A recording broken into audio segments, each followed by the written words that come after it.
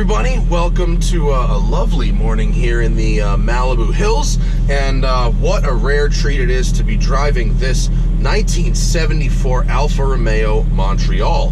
HAGERTY, the insurance company you've probably heard of, they have a magazine as well now, just started a peer-to-peer classic car rental company, like an Airbnb for collector cars, called DriveShare. You can get the app or visit their website, and this thing came off DriveShare. It is mint. I have no idea what it costs because, frankly, they set me up with it for 3 days for free. So thank you to DriveShare and HAGERTY. The Alfa Romeo Montreal is so named because Alfa released a Gandini-styled concept car from Bertone in the city of Montreal, and it was well received, and then it went into production, and it simply became known as the Montreal. At the time this car came out, it was more expensive than either an E-Type or a 911. It has a here's where I started paying attention. I thought the Montreal, so the Gandini styled it, right? Same guy as the Miura.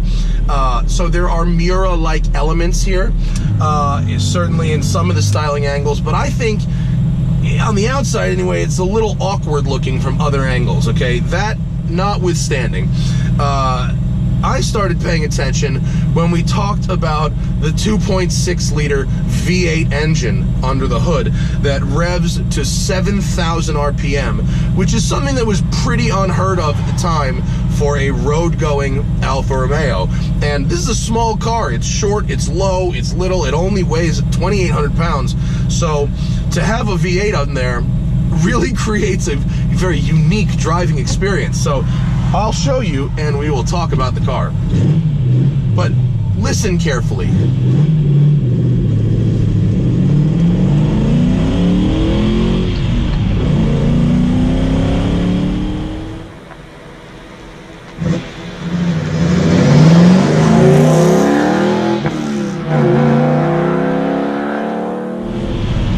Do I have your attention yet?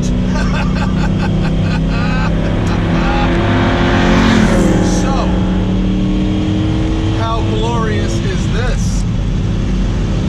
Got a double wishbone suspension in the front, live axle suspension in the back with a limited live axle in the back with springs and dampers. You have a limited slip differential, a ZF 5-speed gearbox with a dogleg first gear. The gearbox itself is absolutely delightful. It's direct and notchy and crisp. It's a little chunky when it's cold.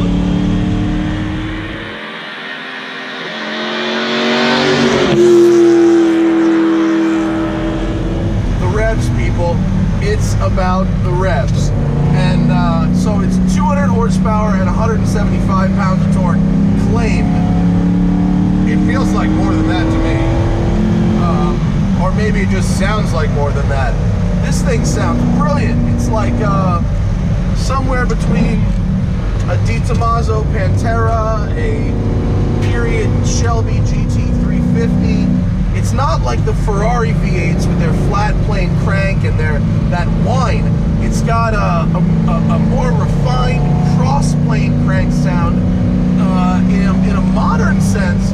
I actually think it kind of sounds a lot like the Audi B7 RS4 engine with an exhaust, but that's maybe just me. It handles pretty well. Double wishbone in the front. Keeps your the ride nice while maintaining grip. There is no power steering, so parallel parking this thing really sucks. Front engine cars with no power steering, getting in and out of the garage really sucks. But once you're moving faster than like 5 or 10 miles an hour, it's lovely. You gotta like set your hands to get your lever arm going, right? It actually has some really nice Vulcan tires on the 15-inch Campagnolo wheels. Looks great. Tell me that isn't just, woo, one of the most glorious sounds.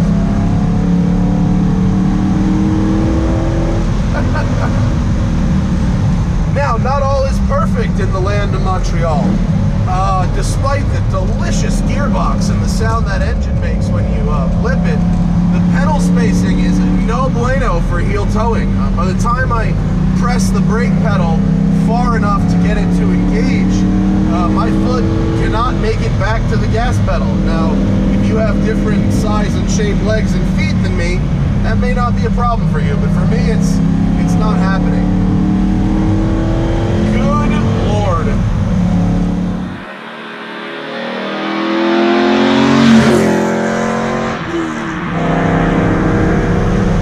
Normally, when I drive an old car, a stock old car, I'm not really inspired to go fast. You know, I want to cruise.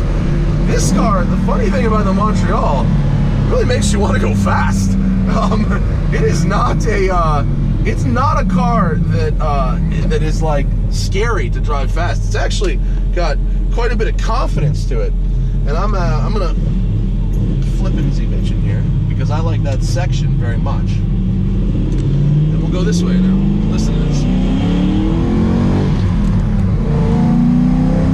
It's actually got quite a refined and quiet, like, idle. Oh, that was a mistake. Okay, directly into the sun. That may have been a mistake.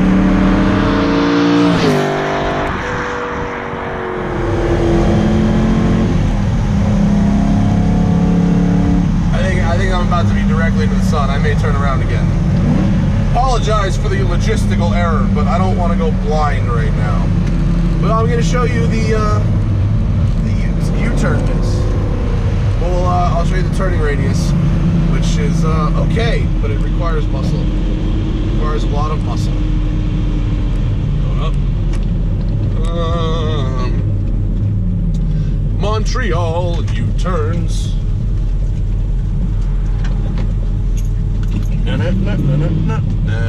Not bad.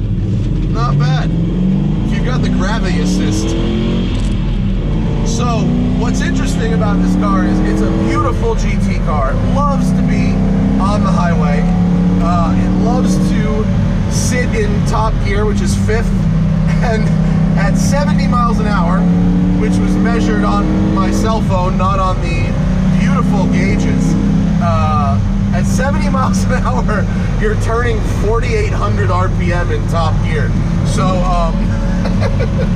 the fuel economy isn't the best. I think you get about 100 miles out of the 11 or 12 gallon tank that this thing has. Not a big tank, not good fuel economy. And then, so these gauges, the speedometer and tach are made by, Cameron will yell at me if I don't get this right, Jaeger-LeCoultre. I would have pronounced it Jaeger-LeCoultre, but that's wrong. Jaeger-LeCoultre.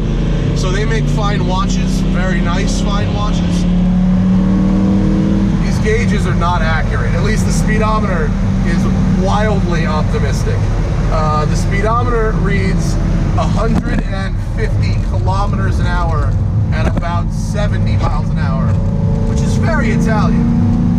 I don't feel like I'm going as fast as this. Oh, yes, you are, sir. Yes.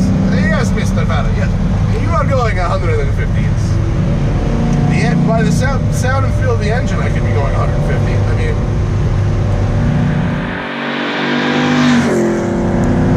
when I drove the GTV, you know, everyone always says, oh yeah, it's like 150 horsepower, 140 horsepower, or whatever.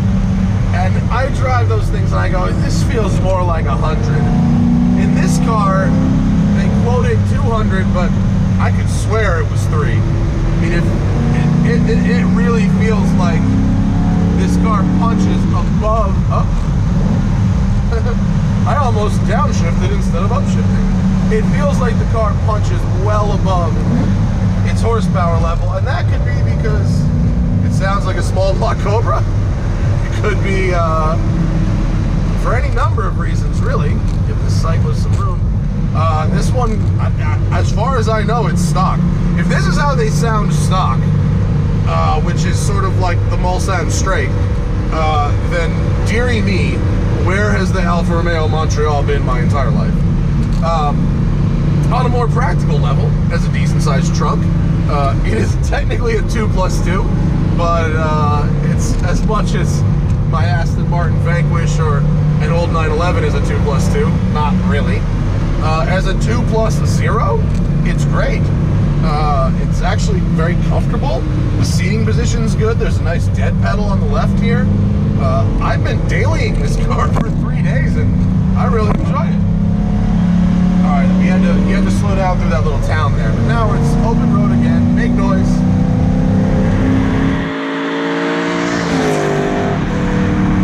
How do you not love that? I don't know if it's coming through on the microphones, but this car is not what I would call airtight. All the windows are closed, but there's a pretty hefty amount of wind coming through, and it's a chilly day in Malibu. It's probably like in the 40s, so it's a little cold in here. I don't know how to operate the heat. We're gonna actually run this car up the snake, which will be interesting with no power steering. That really wasn't in my plan, but we found ourselves over here, and so here we go. Before we do it, really weird oddball feature, two-tone horn. Ready? Horn 1. Very Italian. Horn 2.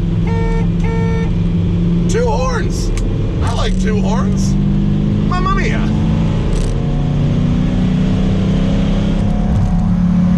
Supposedly the top speed of this mother is 140, which makes total sense to me, especially if you were using the Jager gauges to measure that. But what a motor. What a motor. Oh, you guys are going to watch me work for it too. And my hands are kind of sweaty on the wood wheel. You don't really understand why this wheel is like canted away like a UPS truck until you try and park it without power steering. And you realize how much that leverage really helps. Pushing, pulling as opposed to up and down, your muscles are better. So we're in second gear right now. Huh? Huh? No, that's heavy, but oh, pretty good grip at the front. I actually felt the LSD working a little bit there. There we go. Huh? I would love to roll this thing to like Pebble Beach. This would be a great car for that. It would not be my typical snake attack car. However, it's doing way better than I thought it would. I thought this would be a nightmare. This is actually pretty strong. Pretty strong. This is lovely. The hairpin here is going to be tough. But with all this torque, it has such a wide torque band. I can leave it second the whole way. And then it's got a high red line, so I don't have to grab third really, which is nice. The brakes are very good, although I mentioned that long pedal travel in the front gets in the way of the heel towing, but you can still mob it, Mr. Fella. You can still mob. No, you won't. You mob. Fucking glorious this thing is, huh? The confidence. Oh my God, can I go track day in this? This is sweet. Awesome. How have I gone 36 years without understanding or really learning about the awesomeness of the Montreal? This is what looks does. If you don't think the car looks great, you're not gonna read up on it. You're not gonna learn about it. But man, I should have, because underneath a semi-awkward looking car is one of the most glorious Italian V8s in recent memory. And aside from having to let the thing warm up for 5 minutes when it's cold, this car's been a really excellent daily driver. It hasn't put up a fuss about anything, really. I will say that it has an evap system that when it's hot out will vent fuel from the fuel tank to the outside, and it did that quite copiously in my garage. It made my garage smell like gas. So that was the bad thing, and also parking it sucks. Those are the 2 bad things. The rest of it, ears don't lie, people.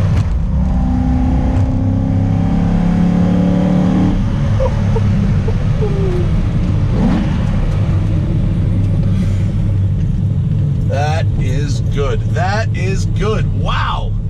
Alfa Romeo Montreal. man, we're gonna move the market on this one today, folks.